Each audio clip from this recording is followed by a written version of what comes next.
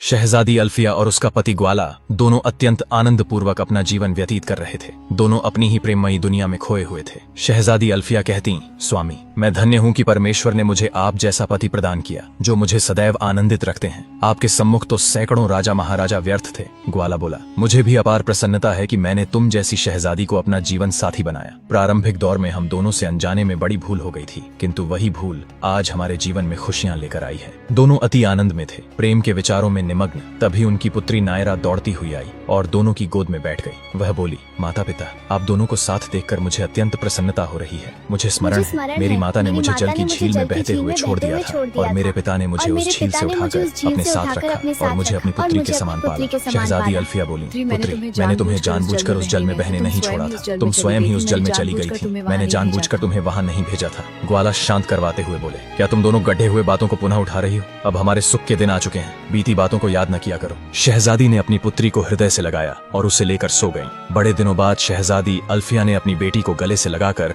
उसे अति आनंदित मिल रहा था। उधर राजकुमारी उर्मिला अपने महल के कक्ष में लेटी लेटी अपनी बहन शहजादी अल्फिया को स्मरण कर रही थी। उन्हें अचानक यह विचार आया, यदि मैं उस दिन शिकार खेलने उस वन में नहीं जाती तो निश्चित ही आज शहजादी अल्फिया उस साधु के बंदी बनी रहती। बहुत दिन हो गए हैं, मैंने शहजादी से मुलाकात नहीं की। कल प्रातःकाल होते ही मैं शहजादी अल्फिया के राजमहल की ओर प्रस्थान करूंगी। वह अपने शयन कक्ष में आनंदित होकर सो गईं। उनके कोमल नयन सभी के हृदय में छवि बन गए थे। राजा त्रिभुजन सिंह अपनी पुत्री राजकुमारी उर्मिला के विवाह को लेकर विचार कर रहे थे। उनके योग्य राजकुमार अब मुझे ढूंढना चाहिए। मेरी पुत्री जैसा वर मिलना दुर्लभ है। उनके समान वीर योद्धा मिलना कठिन होगा, जिसने अकेले ही राक्षस का संहार कर शहजादी अल्फिया को विजय दिलाई और उनका राजमहल उन्हें सौंप दिया। इधर साधु का गुरु, जिसे शहजादी अल्फिया और राजकुमारी उर्मिला ने मिलकर बंदर बना दिया था, अब वह बंदर उस पापी गुरु को मिल गया था। वह बंदर को अपनी शक्तियों से जल छिड़ककर उसे उसके असली मानव रूप में ला देता है। वह साधु अपनी सारी व्यथा अपने गुरुदेव को कह सुनाता है। अब सूर्योदय होते ही राजकुमारी उर्मिला उठकर अपने पिता राजा त्रिभुजन सिंह के कक्ष की ओर जाती हैं। वह मन ही मन सोच रही थीं,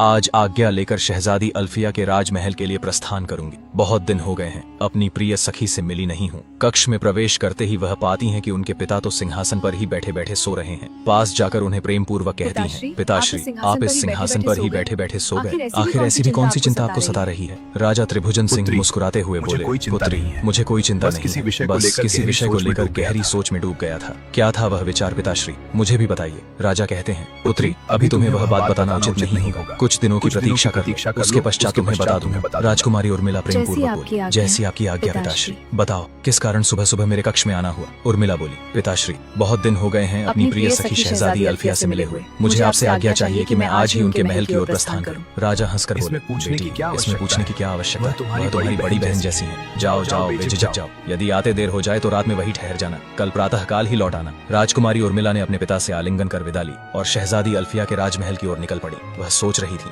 यदि मैं अचानक से पहुंचूंगी तो वह अत्यंत प्रसन्न हो जाएंगी। अश्व पर सवार होकर निकल पड़ी। इधर शहजादी अल्फिया अभी तक अपने पति के साथ आलिंगनबद्ध होकर सो रही थीं। शहजादी अल्फिया कहती, स्वामी, मुझे सदैव अपने हृदय से ऐसे ही लगाए रखना। मैं हमेशा आपके हृदय में रहना चाहती हूँ। ग्वाला पुत्र हंसते हुए बोले, तुम तनिक भी चिंता न करो। जब तक मैं तुम्हारे साथ हूँ तब तक तुम पर एक आंच तक नहीं आने दूंगा। अल्फिया कहती, यदि उस दिन राजकुमारी उर्मिला उस वन में न आती और मेरे इशारों को समझ न पाती तो आज मैं उस साधु के ही बंधन में बंदरिया बनी फिरती। उस पापी ने मेरे साथ बड़ा बुरा दुराचरण किया था। जाने दो अल्फिया, पाप करने वालों को एक न एक दिन उसकी सजा अवश्य मिलकर रहती है। तभी नायरा दौड़ती हुई अपने माता पिता के पास आती है। दोनों घबराकर उठ बैठते हैं। नायरा बोली, माता, चलो ना आपकी सखी के राजमहल चलें। कितने दिन हो गए उनसे मिले हुए। शहजादी अल्फिया को भी अपनी पुत्री की बात उचित लगी। वह बोली, ठीक है पुत्री, मैं शीघ्र ही स्नान कर तैयार हो जाती हूँ, फिर हम सभी उनके राजमहल की ओर निकल पड़ेंगे। इधर राजकुमारी उर्मिला वन से होती हुई अश्व पर सवार होकर शहजादी अल्फिया के राजमहल की ओर निकल पड़ती हैं। जिस वन से वह जा रही थीं, उसी वन में वह धूर्त साधु और उसका गुरु पाखंडी भी थे।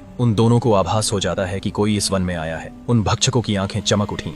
राजकुमारी उर्मिला अपने ही विचारों के सागर में डूबी हुई थी। वह अंतर्मन से सोच रही थी कि अब उसे भी अपने विवाह के विषय में अपने पिता से बात करनी चाहिए। आखिर कब तक वह अकेले जीवन व्यतीत करेगी? उसने निश्चय किया कि शहजादी अल्फिया से भेंट कर अगले दिन पिताश्री से इस विषय में अवश्य चर्चा करेगी। उधर शहजादी अल्फिया स्नान कर दर्पण के सम्मुख खड़ी अपनी अलौकिक शोभा निहार रही थी। उसकी अनुपम सुंदरता देख राजकुमार ने मुस्कुराते हुए कहा, अल्फिया, क्या बात है? आज तो तुम सौंदर्य की सजीव प्रतिमा प्रतीत हो रही हो। शहजादी ने विनम्रता से उत्तर दिया, स्वामी, मैं अपनी बहन राजकुमारी उर्मिला से मिलने उसके महल जा रही हूँ। कल प्रातः लौट आऊंगी। राजकुमार ने कहा, आप अपना और नायरा का ध्यान रखिएगा और कृपया सैनिकों की पूरी सेना साथ लेकर जाइएगा। यह कहते हुए शहजादी अपनी पुत्री नायरा को साथ लेकर महल से निकलने ही वाली थी कि सहसा राजकुमारी उर्मिला उसके सामने आ खड़ी हुई। उसे एकाएक देख शहजादी पल भर को विस्मित रह गई। उर्मिला हंसते हुए बोली, क्या हुआ बहन, मुझे देखकर प्रसन्नता नहीं हुई क्या? शहजादी अल्फिया ने स्नेह से कहा, नहीं बहन, ऐसा नहीं है। मैं तो अभी तुम्हारे ही राजमहल की ओर प्रस्थान करने वाली थी कि तुम स्वयं हमारे यहाँ आ गईं। दोनों बहनों ने एक दूसरे को हृदय से आलिंगन किया। शहजादी अल्फिया उर्मिला को साथ लेकर अपने कक्ष में पहुंची। बहन के आगमन की प्रसन्नता में शहजादी ने अनेक प्रकार के स्वादिष्ट व्यंजन बनवाए और राजकुमारी को भोजन का आनंद लेने का अवसर दिया। भोजन कर उर्मिला बोली, बहन, यह भोजन तो वास्तव में अत्यंत स्वादिष्ट बना है, तुम भी ग्रहण करो। शहजादी ने उत्तर दिया, हाँ बहन, पहले तुम कर लो, उसके पश्चात हम सब करेंगे। भोजन के उपरांत दोनों बहनें राजमहल के उद्यान में भ्रमण हेतु निकल पड़ी। वहीं टहलते हुए राजकुमारी उर्मिला ने सोचा कि यही उचित समय है अपनी बात रखने का। शहजादी अल्फिया और राजकुमारी उर्मिला संध्या समय राजमहल के उद्यान में टहलने निकली। पुष्पों की सुगंध, मंद समीर और कलरव करती चिड़ियों के मध्य दोनों उस सुंदर दृश्य का आनंद ले रही थीं। परंतु शहजादी अल्फिया के हृदय में एक गूढ़ संकोच छाया हुआ था। कोई गहरी बात थी जिसे वह कहना चाहती थी, किंतु कहने का साहस नहीं जुटा पा रही थी। उद्यान के एक शांत कोने में पहुंचकर राजकुमारी उर्मिला ने सोचा अब यही उचित समय है। दोनों एक स्थान में बैठी और बोली, बहन शहजादी अल्फिया, मुझे तुम्हें एक अत्यंत गंभीर बात कहनी है। शहजादी ने स्नेह से उत्तर दिया, कहो बहन, निसंकोच कहो। उर्मिला ने गंभीर स्वर में कहा, बहन, जिस वन में हमने उस पापी राजा कंस का वध किया था, वहाँ मैंने एक विचित्र दृश्य देखा। उस वन में किसी अलौकिक माया सी रोशनी चमक रही थी। मेरी आंखें कुछ क्षणों के लिए उसी प्रकाश में खो गईं और दूर से किसी के जोर जोर से हंसने की भयानक ध्वनि भी सुनाई दी। यह सुनकर शहजादी अल्फिया चौंक उठी। अच्छा, ऐसी बात है, उसने चिंतित स्वर में कहा। क्षण भर में ही दोनों के मन में गहरी शंका ने जन्म ले लिया। कहीं ऐसा तो नहीं कि किसी ने उस राक्षस राजा को पुनः जीवित कर दिया हो? उनके हृदय में भय की लहर दौड़ गई। उर्मिला ने प्रश्न किया, बहन, जो शंका मेरे मन में उठी है, क्या वही तुम्हारे मन में भी उठ रही है? शहजादी ने गंभीरता से कहा, हाँ बहन, हमें उस वन में जाकर एक बार फिर सब कुछ देखना ही होगा। तब अल्फिया बोली, आज की रात्रि तुम विश्राम करो, कल प्रातः होते ही हम दोनों उस वन की ओर प्रस्थान करेंगे। दोनों ने परामर्श कर महल की ओर कदम बढ़ा दिए, पर उनके हृदय में संकट के बादल घिरने लगे। आशंका थी कहीं कोई नई विपत्ति तो नहीं आने वाली, कहीं किसी ने उस पापी राजा कंस को फिर से जीवित तो नहीं कर दिया। रात्रि होने पर शहजादी अल्फिया अपने पति ग्वाले के पास पहुंची।